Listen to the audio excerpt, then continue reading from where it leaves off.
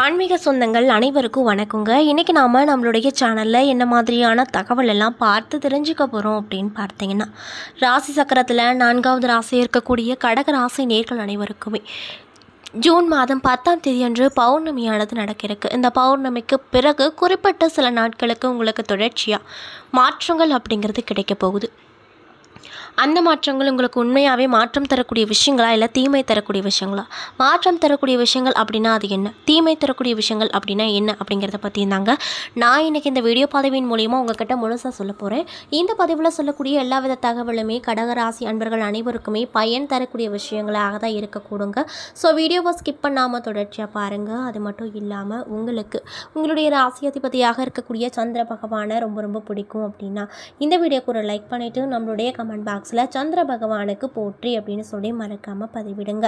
இந்த சமயத்தில் நீங்கள் உங்களுடைய ராசி அதிபதியை நினைத்து இப்படி ஒரு விஷயம் பண்ணும்போது கண்டிப்பாக நீங்கள் என்ன விஷயம்லாம் நடக்கணும்னு சொல்லி நினைக்கிறீங்களோ அந்த விஷயங்கள் அனைத்துமே அவர் நிச்சயமாக நடத்தி கொடுப்பாரு. ஸோ நம்பிக்கையோடு இந்த ஒரு விஷயத்தை பண்ணி பாருங்கள். மேலும் இது போன்ற ஆன்மீகம் சம்மந்தப்பட்ட வீடியோக்களெல்லாம் நீங்கள் முழுசாக பார்க்கணும் அப்படின்னு ஆசைப்பட்டேன்.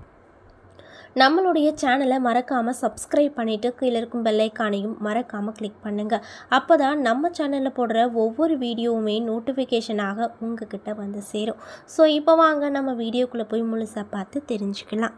ராசியின் அதிபதி யார் அப்படின்னு பார்த்தீங்கன்னா சந்திர பகவான். இந்த சந்திர பகவான் இவங்களுடைய ராசி அதிபதியை இருப்பதால் கடகராசிக்காரங்க மிகவும் உணர்ச்சி வசப்படக்கூடிய நபர்களாகவும் மென்மையான குணம் படைத்தவர்களாகவும் அதிக அளவில் சென்டிமெண்ட் பார்க்கிறவர்களாகவும் இருப்பாங்க. மேலும் இந்த ராசி ஜூன் 21 முதல் ஜூலை 22 வரையில் பிறந்தவர்களுக்கான ராசியாக சொல்லப்படுது. தமிழ் மாதத்தில் ஆடி மாதத்தில் பிறந்தவர்களுக்கான ராசியாக சொல்லப்படுதுங்க. அது மட்டும் இல்லாமல் தெய்வ பக்தி, பெரியவர்கள் மீது அதிகப்படியான மரியாதை, குழந்தைகள் மீது அதிகப்படியான அன்பு, சமூகத்தின் மீதான பயம் ஆகியவை இவங்க கிட்ட நிறைந்திருக்கும். கடகராசிக்காரங்க பெரிய தியாகிகள் அப்படின்னே சொல்லலாம். அது மட்டும் இல்லாமல் அந்நியருக்காக கூட தியாகம் செய்வாங்களாம். பாசக்காரர்கள் பாசத்துக்கும் பழக்கத்திற்கும் உயிரை கூட கொடுப்பாங்களா. குரலை உயர்த்தி பேச மாட்டாங்க, ஆனால் கருத்தை உறுதியாக சொல்லுவாங்க. அவர்கள் சொன்னால் சொன்னது தான், அதை மாற்றி எழுத பிரம்மனால் கூட முடியாது அப்படின்னு சொல்லப்படுது. மேலும் கடகராசிக்காரர்கள் திடீரென கோபித்து கொண்டு பல நாட்கள், பல மாதங்கள், பல ஆண்டுகள் கூட பேசாமல் இருப்பாங்களாம். அது மட்டும் இல்லாமல் இவர்களுடைய கோபத்தை அமைதியாகத்தான் காட்டுவார்களே தவிர அடிதடியில் காட்ட தெரியாது. எதிர்பாராத சின்னஞ்சிறு விஷயங்களில் கூட இவங்க மிக சென்டிமெண்ட்டாக எடுத்து கோபித்து கொள்வாங்க. அதனால் இவங்களோடு பழகுவது மிக சிரமமான காரியமாக இருக்கும். பலருக்கும் இவர்களை புரிந்து கொள்ள முடியாது. மேலும் 12 ராசிகளிலுமே அது அளவிற்கு நேர்மையும் விசுவாசமும் உண்மையும் வாய்மையும் உடையவர்கள் கடகராசியினர் அப்படின்னே சொல்லலாம். சட்டென்று யாரிடமும் ஒட்டிக்குவாங்க. உயிருக்கு உயிராக பழகி பிரிய முடியாமல் தவிப்பாங்க. அது மட்டும் இல்லாமல் மிதன ராசிக்காரர்களை போலவே இவங்க பட்டும் படாமல் தொட்டும் தொடாமல் பழகி இவர்களுக்கு தெரியாது. உடல் பொருள் ஆவி அனைத்தையும் தத்த செய்யும் அளவுக்கு முழு ஆத்ம ஈடுபாடோடு இவங்க பழகுவாங்க அப்படின்னு சொல்லப்படுது. மேலும் கடகராசிக்காரங்க சத்தம் போட்டு சிரிக்கவும் சத்தம் போட்டு அழுவும் கூட தெரியாது. படங்களில் காமெடி சீன் வந்தால் கூட இவங்களுடைய சிரிப்பு சத்தமே கேட்க முடியாதுங்க. அது மட்டும் இல்லாமல் வாழ்க்கையின் சிக்கலான காலகட்டத்தில் உறுதியான முடிவை எடுப்பாங்க. அது மட்டும் இல்லாமல் கடக ராசி ஆண்களும் பெண்களும் எந்த ஒரு முடிவாக இருந்தாலும் அந்த விஷயத்தை உடனடியாக எடுத்துருவாங்களாம். பொறுமையாக திறமையாக செயல்படுவாங்க. அதே போல தான் இவங்களுக்குள்ளே இருக்கும் மன உறுதியும் திறன்பட செயல்பாடு வெளிப்படுங்க. பொருந்தும் ராசிகள்லாம் என்னன்னு பார்த்தீங்கன்னா சந்திர காரகனாக இவருக்கு குருவின் ராசிகளான தனுசு மற்றும் மீனம் பழகுவதற்கும் திருமணம் செய்வதற்கும் நட்பு கொண்டதற்கும் இணக்கமான ராசியாக பார்க்கப்படுது. குருவின் ராசியும் சந்திரனின் ராசியும் இணைந்து செல்லும் போது அவர்களுக்கு குரு சந்திர யோகம் ஏற்படுங்க. அது மட்டும் இல்லாமல் ஒரு குடும்பத்தில் கடகராசிக்காரர்கள் மூத்தவர்களாக இருந்தாங்க அப்படின்னா தன் இளைய சகோதர சகோதரிகளுக்கு திருமணம் செய்து வைப்பது, அவர்களுக்கான குடும்ப கடமைகளை முடித்துவிட்டு தான் தான் திருமணம் செய்து கொள்ளும் அப்படிங்கிறது உங்களுக்கு இருக்குங்க. ஆணாக இருந்தாலும் சரி பெண்ணாக இருந்தாலும் சரி பெரும்பாலும் கடகராசிக்காரங்க வீட்டிற்குள்ளே பாதுகாப்பாக இருப்பதை விருப்பமுடையவங்களாக இருப்பாங்க. தன் வீடு, தன் கடை, தன் தொழிற்சாலை என்று தன் குடும்பம் சார்ந்த தொழில் செய்வதை விரும்புவாங்க. சிலரை கற்பனை வளமுடைய இவர்களின் சிலர் எழுத்தாளராகவும் கவிஞர்களாகவும் இருப்பாங்க.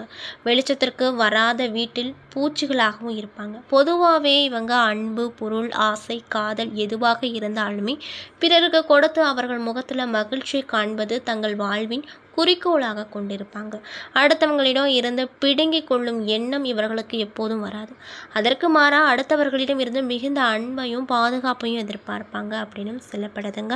இப்படிப்பட்ட அன்பு நேயர்களுக்கு இந்த பௌர்ணமிக்கு பிறகு என்னென்ன விதமான மாற்றங்கள் எல்லாம் கிடைக்க போகுது அப்படிங்கிறத பற்றி தான் நான் இன்றைக்கி இந்த வீடியோ பதிவின் மூலிமா முழுசாக உங்ககிட்ட சொல்ல போகிறேன்.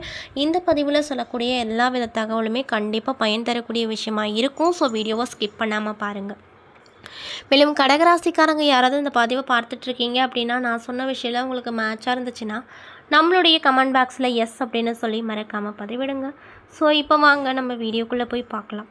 கடகராசியில் புனர்பூசம் 4ஆம் பாதம், பூசம், ஆயில்யம் என 3 நட்சத்திரங்கள் அடங்கியிருக்கு. கிரகநிலையை பொறுத்தவரையில் ராசியில் சந்திரன், செவ்வாய், தனவாக்கு குடும்பஸ்தானத்தில் கேது, அஷ்டமஸ்தானத்தில் சனி, ராகு, தொழில் ஸ்தானத்தில் சுக்கிரன், லாபஸ்தானத்தில் சூரியன், புதன், அயன சைன போகஸ்தானத்தில் குரு என கிரகங்கள் வலம் வருது. மேலும் கிரக மாற்றங்களானது 2/6/2025 அன்று புதன் பகவான் லாபஸ்தானத்தில் இருந்து அயன சைன போகஸ்தானத்திற்கு மாறியிருக்காரு. மேலும் 8ஆம் தேதி அன்று செவ்வாய் பகவான் ராசியில் இருந்து தன வாக்கு குடும்பஸ்தானத்திற்கு மாறியிருக்காரு. மேலும் 14ஆம் தேதி அன்று சூரிய பகவான் லாபஸ்தானத்தில் இருந்து அயன சைன போகஸ்தானத்திற்கு மாறப்போறாரு. மேலும் 22ஆம் தேதி அன்று புதன் பகவான் அயன சைன போகஸ்தானத்திலிருந்து ராசிக்கு மாற போகிறாரு அப்படின்னு சொல்கிறாங்க. இதனால் உங்களுக்கு இந்த காலகட்டம் எப்படி இருக்குன்னு பார்த்தீங்கன்னா, எந்த ஒரு விஷயத்தையும் அது எப்படி நடக்கும், பாதகமா என்று முன்கூட்டியே யுக்தி கொள்ளும் ஆற்றல் பெற்ற உங்களுக்கு இந்த காலகட்டம் நீங்கள் குடும்ப உறுப்பினர்களுக்கு மதிப்பு கொடுப்பீங்க. அது மட்டும் இல்லாமல் வீண் செலவுகள் குறையும். எந்த ஒரு வேலையும் செய்து முடிப்பதில் இருந்து வந்த தடை தாமதம் நீங்கும். வீண் விவகாரங்களில் தலையிடுவதையும் மற்றவர்களுக்காக வாதாடுவதையும் தவிர்ப்பது நல்லது. வருமானம் அதிகரிக்கும், மன திருப்தியை கொடுக்கும். தொழில் மற்றும் வியாபாரத்தில் இருக்கக்கூடியவங்களுக்கு புதிய ஆர்டர்கள் பெறுவதில் இருந்து வந்த தாமதம் நீங்கும். வரவிருந்த போதிலும் வியாபாரம் தொடர்பாக திடீர் முடிவுகள் நீங்கள் செய்வீங்க. உத்தியோகத்தில் இருக்கக்கூடியவங்களுக்கு மிக கவனமோடு இருப்பது நல்லது. மேலிடத்தோடு கனிவான அனுசரிப்பு நல்லது. உறவினர்கள் மற்றும் நண்பர்கள் உதவிகரமாக உங்களுக்கு கண்டிப்பாக இருப்பாங்க. மேலும் குடும்பத்தில் இருப்பவங்களா அனுசரித்து செல்வது நல்லது கொடுக்குங்க. வாழ்க்கை துணையின் உடல் நலத்தில் கவனம் தேவை. பிள்ளைங்களுக்காக அலைய வேண்டிய நிலை உண்டாகும். மகிழ்ச்சி கிடைக்கும். பெண்களுக்கு அடுத்தவர்கள் பிரச்சனைகளை தீர்க்க முயற்சிகளை எடுப்பீங்க. மேலும் தேவையற்ற செலவு ஏற்படுங்க. எதுலையுமே கவனமாக இருப்பது நல்லதுங்க. அதே போல் கலைத்துறையில் இருக்கக்கூடியவங்களுக்கு இந்த காலகட்டத்தில் முயற்சிகள் அனைத்துலையுமே சாதகமான பலன் கிடைக்கும்.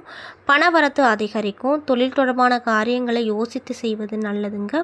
வீண் கவலை ஏற்பட்டு நீங்குங்க. பணவரத்து அப்படிங்கிறது திருப்தி தரக்கூடிய விஷயமா இருக்குங்க. புத்தி சாதித்தத்தால் எல்லாவற்றையும் சமாளித்து வெற்றி பார்ப்பீங்க. மேலும் அரசியல் துறையில் இருக்கக்கூடியவங்களுக்கு மேலிடம் நீங்கள் சொல்வதை கேட்டு நடக்கவில்லையே என்ற எண்ணம் ஏற்பட்டு நீங்கும். வழக்குகளில் சாதகமான நிலைகள் உண்டாகும். மாணவர்களுக்கு ஆசிரியர்களின் உதவியோடு பாடங்களில் இருக்கக்கூடிய சந்தேகங்கள் நீங்கி தெளிவாக பாடங்களை படிப்பது நல்லது. மனதில் புது உற்சாகம் உண்டாகும். மேலும் புனர்பூசம் 4ஆம் பாத நட்சத்திர அன்பர்களுக்கு இந்த காலகட்டத்தில் உடல் சோர்வு உண்டாகும். பூர்வீக சொத்துக்கள் மூலமாக வருமானம் கிடைக்கும். திருமண தொடர்பான முயற்சிகளில் சாதகமான நிலை இருக்குங்க.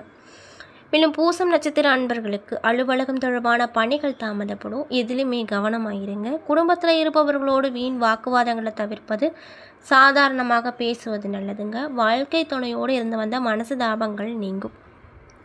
மேலும் ஆயில்யம் நட்சத்திர அன்பர்களுக்கு இந்த காலகட்டத்தில் வீண் வாக்குவாதங்களை தவிர்ப்பது நல்லது. கடும் முயற்சிகள் பலனை கொடுக்கும். செலவு அப்படிங்கிறது அதிகரிக்கும். சாதகமான சூழ்நிலை காணப்படும். குடும்பத்தில் மகிழ்ச்சி நிலவும். மற்றவர்களுக்கு உதவி செய்ய வேண்டும் என்ற எண்ணம் உண்டாகும். விட்டு சென்ற நண்பர் மீண்டும் வந்து சேர்வாங்க. அதனால் மகிழ்ச்சியாக இருப்பீங்க. மேலும் உங்களுக்கான பரிகாரம், திங்கட்கிழமையன்று ஆதிபராசக்தி அம்மனை வழிபட்டு வர உங்களுக்கு ஏற்பட்டிருக்கக்கூடிய காரிய தடை நீங்கும். மன அமைதி கிடைக்கும். மேலும் உங்களுக்கான அதிர்ஷ்டம் தரக்கூடிய நாட்கள் சந்திரன், சுக்கிரன். அதிர்ஷ்டம் தரக்கூடிய தினங்கள் 17, 18. சந்திராஷ்டம தினங்கள் 17, 18.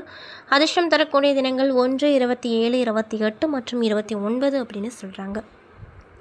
என்ன நண்பர்களே, இந்த பதிவின் மூலியமாக நம்ம கடகராசியை சேர்ந்தவங்களுக்கு இந்த பௌர்ணமிக்கு பிறகு என்னென்ன விதமான சிறப்பான மாற்றமெல்லாம் கிடைக்க போகுது அப்படிங்கிறத பற்றி தெளிவாகவும் விரிவாகவும் நான் இன்றைக்கி இந்த பதிவின் மூலியமாக உங்கள்கிட்ட சொல்லியிருப்பேன். இந்த பதிவில் சொல்லியிருக்கக்கூடிய எல்லா வித தகவலுமே உங்களுக்கு கண்டிப்பாக பயன் தரக்கூடிய விஷயங்களாக தான் அமைஞ்சிருக்கும். ஸோ வீடியோ பிடிச்சிருந்தால் லைக் பண்ணுங்கள், ஷேர் பண்ணுங்கள். அது மட்டும் இல்லாமல் உங்களுடைய ராசி அதிபதியாக இருக்கக்கூடிய சந்திர பகவானை உங்களுக்கு பிடிக்கும் அப்படின்னா அந்த வீடியோக்கு ஒரு லைக் பண்ணிவிட்டு நம்மளுடைய கமெண்ட் பாக்ஸில் மறக்காமல் சந்திர பகவானுக்கு போற்றி அப்படின்னு சொல்லி பதிவிடுங்க. மேலும் இது போன்ற ஆன்மீகம் சம்மந்தப்பட்ட வீடியோக்களால் நீங்கள் பார்த்து தெரிஞ்சுக்கணும் அப்படின்னு ஆசைப்பட்டா நம்மளுடைய சேனலை மறக்காமல் சப்ஸ்கிரைப் பண்ணிடுங்க.